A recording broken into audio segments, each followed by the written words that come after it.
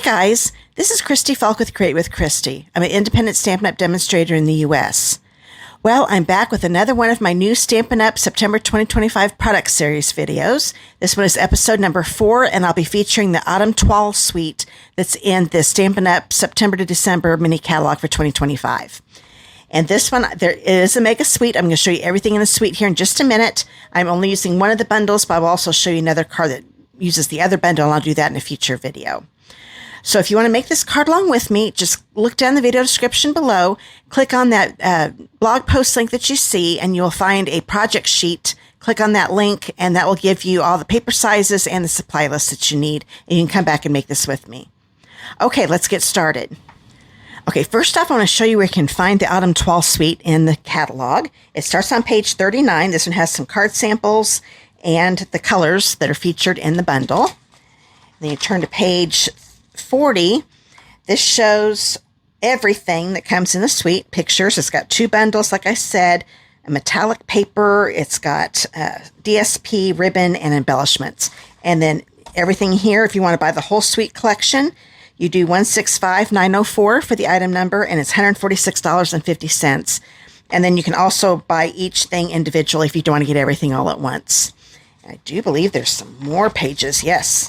So there's that page and there's that page. I like how they're doing this in the catalog. That is it. I love that they're giving a bunch of pages for suites and you get a bunch of different ideas on how to use them. Okay, now I want to show you everything individually in the suite. Here is the Amber Autumn's bundle. This is what I'm going to be using here in just a minute. This is one for the card. And if you're making the card along with me, you're going to want to get this stamp here and the thanks stamp. Those are the only stamps you're going to need. And then you're going to want to get this beauty right here. And you're also going to want to get this one. That will die cut the image out. And we're going to use, if I can get a hold of it, this one right here. Now, if you want to just get the die set is $35. If you want to get just the stamps, it's $23. But the bundle, you save 10%, and you only have to pay $52 to get both. And then the other bundle, let's see if I can get this all on the screen, is the Autumn Trees bundle. And I'm not using this today, but I'm going to show you a card that I'm going to be using in my live next week. So I love that big tree, just a gorgeous set. If you just want the die set, it is $38. Just the stamps is $25. The whole 10% off bundle, getting both at the same time, is $56.50. I do want to mention, in case you haven't bought from Stampin' Up! Before, the magnet sheets I add myself. They are mounted on like a thick cover stock, cardstock, and they are put in these plastic envelopes. The plastic envelopes do come along with it. Whenever I get my dice set, I use my magnet sheets and get rid of the cardboard and then put them back in the envelope. So that is, want to make sure you knew that with the magnets. So let's get this out of the way. And I did want to show you the card I'm going to be making here in my live next Tuesday, which will be September 30th, in case you're wondering. It always starts at 6:30 p.m. Eastern Time here on my YouTube channel. And on my Facebook page, I go live on both places. But this is a neat little easel card. And I'll show you how to do that neat tree, so I hope you can join me there. Now, another item is this beautiful ribbon. I love this ribbon. This is the irregular weave trim, and it is 10 yards for $9. It's kind of, it's stiff. I'm not sure what kind of material this is, but I really, really like it a lot. It is so pretty. It's something we haven't had before. It's not a regular mesh, because mesh is usually a little flimsy. This is a little stiffer, which I really, really like. Then we've got the streaked dots. There are 2 different sizes. There are a lot more small up here. You just can't see them in the package. But I love the detail in these. The color is just gorgeous, just really, really rich looking. They almost look like they're wood embellishments too, and they are adhesive back, just in case you didn't know that. And you can get this pack for, look at my list here, $9 also, same as the ribbon. Then there's also this beautiful earthen toned metallic specialty paper. It's a 12 by 12 pack. And you get 3 sheets for $7.50. But it's a really pretty color. It's like a brownish copper almost. I love this one a lot. I'm using this a lot. And it's featured big time on the card I'm getting ready to make. And then last but not least is the Autumn Toile DSP. And DSP is Designer Series paper, by the way. There are 4 different designs, double-sided designs that is, and you get 3 of each for $12.50. So here are the 3 sheets, and it is 12 by 12. I'm not sure if I said that. So there's one side, and there's the other. Then there's this side, and this side. And I have made a video using this paper. It was a fun fold, and I will have that pop up here in just a minute, and you can click on that to see that video. And there's this, and I also have the link down below in my video description. This one, I love the foxes on that one. And this side. So that is everything that comes in the Autumn Toile Suite. And now let's go ahead and get started with the card. Okay, first off, we're going to get some stamping done. This is a piece of Very Vanilla. It's a 3 by 3 inch piece. I'm going to bring in my Tuxedo Black Memento pad and this big stamp here. And whenever I use this pad is different from our classic ink pads. This is a hard pad, and I think it's a lot easier and it inks up a lot better if I twist this first when I'm putting it up against my stamp, and then I pounce on a little bit to make sure I don't have any swish marks on there. But that just seems to ink it up so much better for me. And then I'm going to go ahead and put this right in the middle. It doesn't have to be exactly, because we're going to be die cutting this in a minute. So there we've got that. I want to stamp a couple more things real quick. It won't take that long. I'm going to go ahead and clean this up because I'm going to be using a different ink pad for the inside of the card. I'm using the black on this one. It could be done with the early espresso that I'm getting ready to use, but it does tend to bleed. So that's why I wanted to use the Memento. It doesn't bleed quite as quickly as the other one does. Now I'm going to grab the inside of the card. This is a 4 by 5 1/4 inch piece of Very Vanilla. I'm going to use my early espresso. Bring this back in, ink this up. And then I'm just going to stamp this in the, oh, I got a little mark on there. There we go. Thank you. It wasn't a mark. I'm just going to stamp about half of this down here in the bottom left corner. Now you can color this in if you want to, but you don't have to. I think it looks good just stamped like that. So that's all I'm going to do for the inside of my card. And last but not least is a little piece of Very Vanilla that's 2 1/4 by 3/4 inches. I'm going to grab my early espresso again. I'm going to stamp my thanks from the set. And I'm going to stamp it here on the right end. Like so. That looks good. I'm going to grab my paper snips and I'm going to just cut that at an angle on the left side. And that's ready to go for the card. So I've got a little coloring to do. I'm going to show you how to use our watercolor pencils. I don't use the watercolor pencils enough. They are so pretty. I'm going to bring this image in right here. I'm going to grab my grid paper again. Okay, so now I've got this ready to color. I'm going to use my watercolor pencils. I'm using both of the packs today. Now I am going to use a blender pen also. When you use our Memento pad, if you use the aqua painters, just be really careful not to hit the ink too much because it will start to bleed when it gets really wet. But with the blender pen, it takes a little more for it to start to bleed. So that's why I'm going to use it today. So I'm going to use my pumpkin pie watercolor pencil, and I am going over and kind of using a circular motion all the dark areas of the pumpkin. So wherever I see these lines, I'm going to put some pumpkin pie. And I'm kind of doing it a little harder than I usually do because I want these to be good and dark, a little darker than the rest of the pumpkin. So it can be circular or you can just go up and down, whichever is easier for you for this part. And then I'm just going to lightly put a little bit of pumpkin down here, not much. And I'm leaving some white space intentionally. Okay, so and I think I'm even going to go over some of these dark areas again. But this will help me get some depth to this. So now I'm going to take my blender pen. I'm going to pull some of the ink from the dark and bring it up and color this in. I'm doing a very light touch with my blender pen because if I do it too hard, those dark areas are going to get too lightened up and I don't want that. So just start pulling up a little bit of the ink and then go up gradually because you still want those centers to be a little lighter. But that's why I love these watercolor pencils. They're not the regular colored pencils. So that way you can go back. You can just color with the pencils so you don't have to do the blender pen part. But this makes it look more watercolored. And then if you find you want to add a little more dark, you You can go back down here, add a little bit more of the pencil to darken it up a little bit. But that looks pretty good to me. I'm happy with that. And you can even go back over if you see too many pencil lines, just to get rid of those pencil lines. Okay, so that is done. Then you need to kind of clean this off a little bit. You don't have to clean it off much. With ink pads, you usually have to clean off the blender pen a lot more, but with the pencils, it comes off pretty quick. I'm going to grab my pecan pie.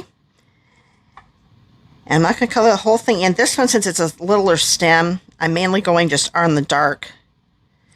Not worrying about adding, I'm leaving a lot of, not really white space, vanilla space this time. And you just kind of color it in a little bit. If that is not dark enough, you can grab your early espresso and get a little darker, because I thought that was going to be a little darker. It's been a long time since I made this. Make sure it's good and clean, and then you can color that in, and that'll darken it up. Yeah, I would suggest using early espresso here. It was getting a little too close to being the same color as my pumpkin pie when I went over that, okay? And then I'm going to grab some crushed curry, and I'm going to do the crushed curry on my gourd over here. So once again, I'm going to color it like I did the pumpkin. Wherever I see these lines, that's where I want it to be dark. And then on the white space, I'm going to be going very light with some light circles with the pencil. So I'm going to do that right now. Very light, still leaving some white space. And I think I'm even going to add a little bit more down here. I could tell I didn't make it quite dark enough. Sometimes when you add the little light areas, a little bit of the pencil, then you say, oh, that dark is not dark enough. So now I'm going to pull the dark, and it's going to fill it all in. Okay, so that is how that one is done. And now I'm going to do this pumpkin exactly the same as I'm going to do this, except I'm going to use Cajun Craze and still the early espresso on the stem. So I'll go ahead and do that the exact same way I did the pumpkin.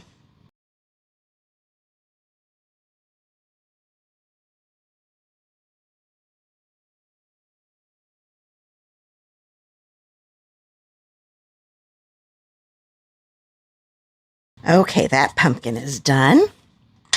Now I'm going to grab some cherry cobbler, because I thought I want to add a little bit of color to this. So I'm going to make this be a red leaf. So I'm just going, once again, the dark veins is what I want to have to be a little darker.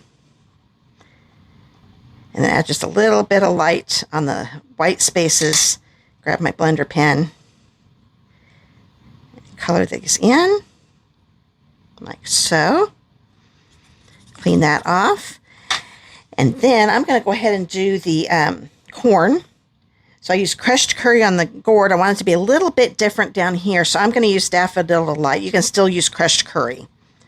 And this time I'm just going to color it all in. It's kind of hard to find little dark areas with this. Maybe do a little darker down here at the bottom for some shadowing.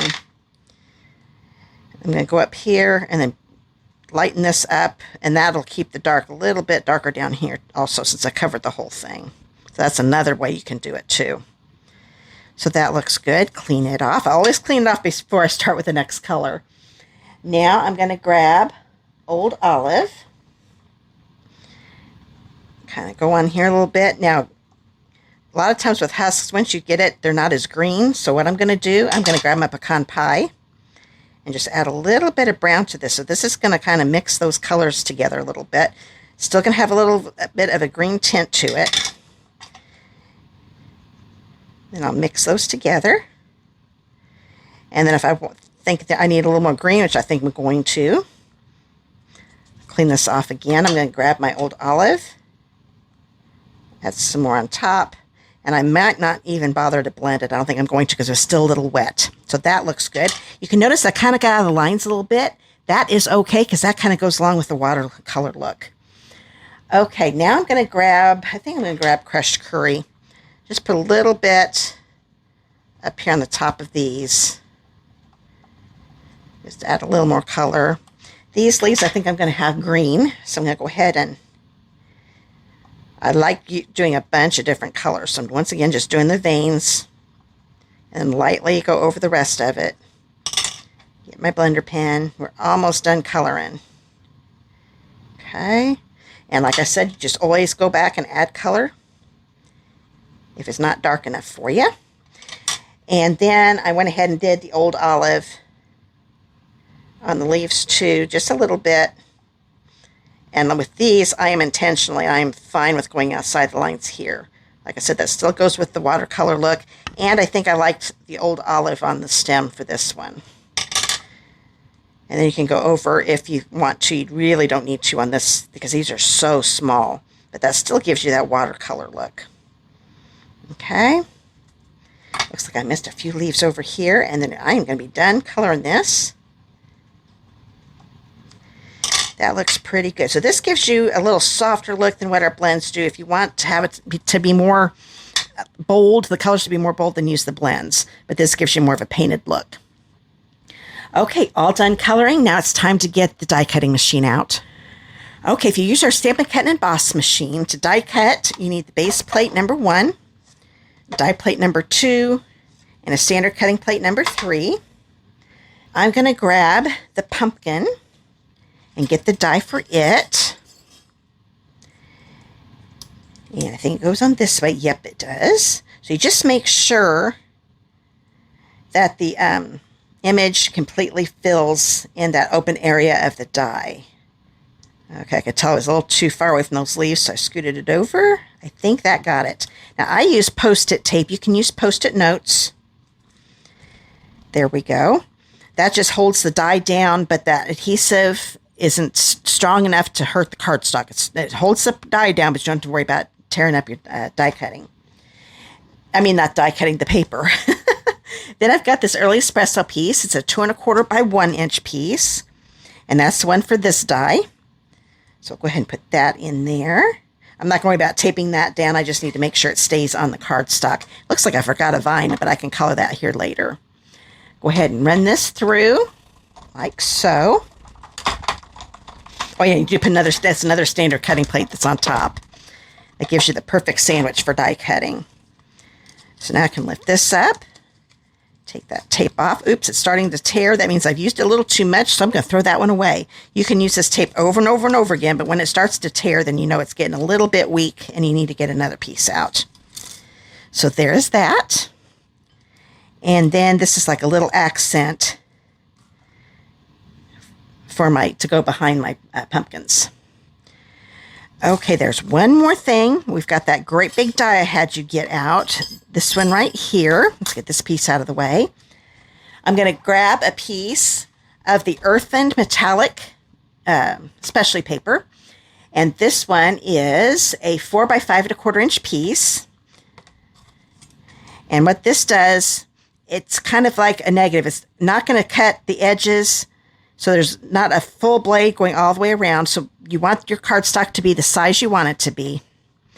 And this is just going to go right in the center because I'm going to have a nice border of the metallic paper around it. So it fits pretty good in the center. So I'm centering it left and right and then looking at the sides, and this is the top and bottom. And then I am going to put, I know I'm not going around a stamped image, but I want that to stay in the center. And I want to make it so that a corner goes in first. It just makes it die cut better, it protects the die also. And you don't have to hear all the awful crunching when it goes in straight. So just to be on the safe side, I'm going to go through twice. That should be plenty. If I remember right, this die cut's pretty easy, but just to be on the safe side, I'm going to turn it around. Oh yeah, I can tell it die cut all of that really, really good. So I can go ahead and take this off. While it's still in the die, I'm going to take my Take Your Pick tool and use the die brush that comes, that's another accessory you can buy with the Take Your Pick tool. And it's just a lot easier to do this. So I'm just going over and it's taking all of those bigger pieces, especially the bigger pieces, out. And the die helps protect the die cut because it is a little delicate and you don't want to tear it up. And there is a foam pad that goes along with the die brush that comes with it. But sometimes, especially when it's big, I'll just hold this up and get all those out. Now, there are probably still some little pieces. I can tell there are. And what I can do, I can take my little poking thing and get some of those out. But let's go ahead and pull this off and we'll see how much we need to do. Because sometimes the die takes out the little pieces also. Yep, because there's some stuck in there. I'm going to make sure I take those out. I'm not going to do it now, but I'll take those out before I use it again. You can see there are a couple little, there's one right there. So I'm not even using my take your pick tool because they're falling out. If they're super small, I still might have to get it out. But you just kind of scratch at them a little bit and they come out. I can tell there's some hanging on in the back. I can feel them. But isn't that gorgeous? I love this. Oh, it's so pretty. So we are all done. Oh, we are not done with die cutting. Hold on a second. Let me get all these little pieces out of the way. I almost forgot this piece. This is a piece of the Autumn Toile DSP. It's a 3x4 inch piece. And then I'm going to be using the Everyday Arches dies. I use these so much. I'm going to use the number 6 die. So I always have number 1 be the smallest. So 1, 2, 3, 4, 5, 6. So this is the one I want. I'm going to put it in here. Kind of angle it a little bit. Just because I don't want a straight edge to go somewhere. And also I think I'm going to put just one piece of tape because I want those the design to still look straight. So that looks pretty good. Put another standard cutting plate on top. Run this through. The reason I did an angle, I don't know if I said that, is because this end is straight. The curved areas doesn't matter, but I didn't want that to pop, and sometimes it doesn't die cut real well if it goes in straight. Okay. Pull this out. And that is all the die cutting we need to do. So let's get this out of the way and finish the card. Okay, now I've got my card base out. This is a 5.5 by 8.5 piece of Cajun Craze. This is probably my favorite fall color that we have. I just love fall colors, but I love Cajun Craze. So you just fold that in half. I lined up the corners. That makes it easier for me to fold it in half. The fold is going to be on the right. Now I want to grab that beautiful die cut, and I'm going to use some silicone, my silicone mat here, because I'm going to add a little glue to this. So I always use our multi-purpose liquid glue. Oops, a little bit too much came out. Must have had an air bubble in there. I will take care of that here in a minute. I will show you. That's one of the reasons I use a silicone mat. So I want to make sure I definitely get it on the corners, but I think I'm just going to go all the way around the border here first to make sure that is glued really good. I'm using a nice thin line. There we go. It was almost too thin there for a second. And then some of the bigger areas here on the inside, I'm going to put a little bit of glue here. It doesn't have to be a ton, just a little bit. You don't want to have any seeping out the little openings. Maybe a little bit right there. And the little thin ones I am not going to worry about. They are going to be fine. So I think that's probably plenty of glue. You can see I missed one little spot I wanted to come out. Let's pop that out. Now I'm going to bring this over.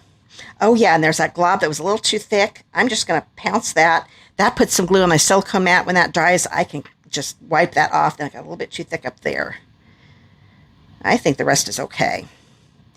Now I'm going to put this right in the center of my card base. Make sure that fold, well, that you do want the fold on the left when you're done. I guess it really doesn't matter with this because it looks good going either way.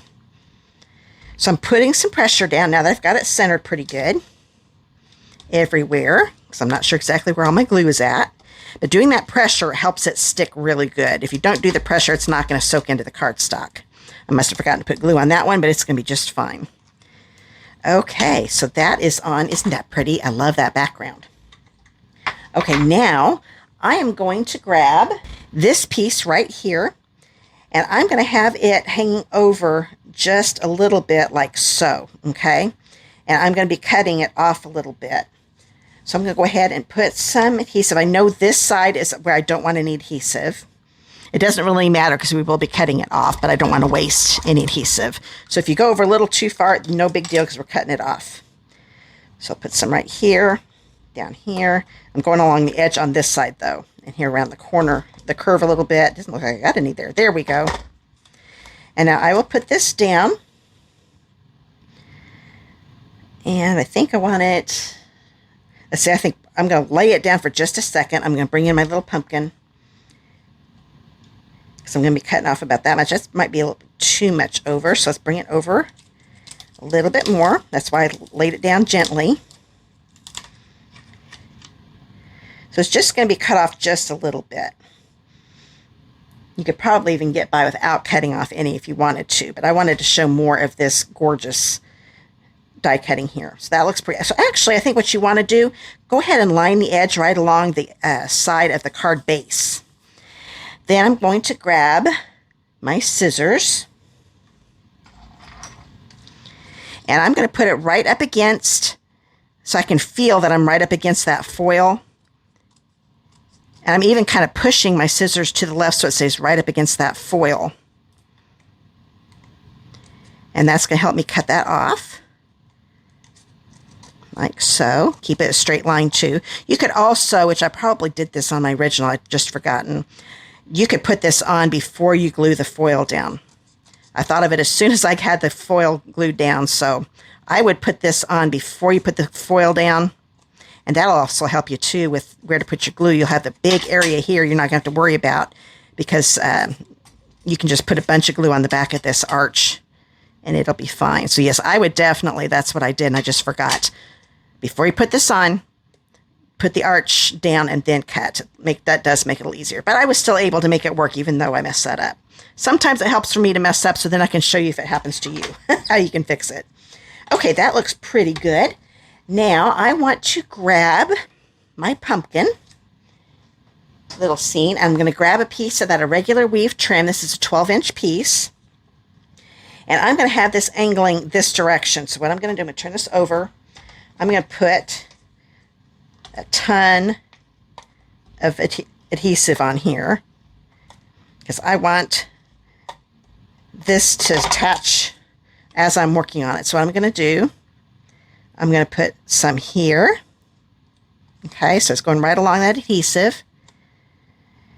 Make us fold. There we go. Stick it down, bring this one around. And if it's not showing down here, then you could make that loop a little bit shorter. I think I actually made it a little longer than I wanted to. There we go, that's much better. You don't want it too long because you don't want it to hang over the edge of your card base. You know what? I need to make it a little bit narrower. There we go. So have it hang off about that much. That's the nice thing with working with ribbon or trim like this is. You can usually lift it off the adhesive pretty easy. Okay, there we go. That looks good to me. So what I'm going to do to reinforce this, like this piece is kind of popping up because there was no adhesive to hold it. I'm going to bring some dimensionals in. I'm going to use black just because this is so dark over here. First off, I'm going to put some in a few places where the ribbon is at, and make sure that some of it is just on the cardstock. So I'm just putting it on the very edge over here of my ribbon. But that'll hold that down a little better. And then put one right there. That should be good. Actually, you know what? Just be on the safe side. I'm going to put one right there. Okay, that should be plenty. I always use my Take Your Pick tool. And I put them in at an angle and scoop the paper backings off. And they all collect on here, and then all I have to do is throw those away. And then I'm going to put this right here very loosely. I'm not going to put it on real hard yet. Okay. I'm just going to tap it because I still have this to put down. So I'm going to go ahead and grab this. I'm going to put a little bit of glue on it. Not much. It doesn't take much. Maybe just in these big areas because it's going to be underneath. I'm about out of glue here. That's why it's not coming out. There we go. I always don't want to squeeze too hard. And then when it doesn't want to come out, I know it's starting to get low on me. Take a little bit off right there. This will just go under here. If it hits that's why I just put this down very easy, not hard. So that way if a dimensional's in the way, I can kind of lift that up. There we go. So that just kind of gave a little bit of accent right there. Okay.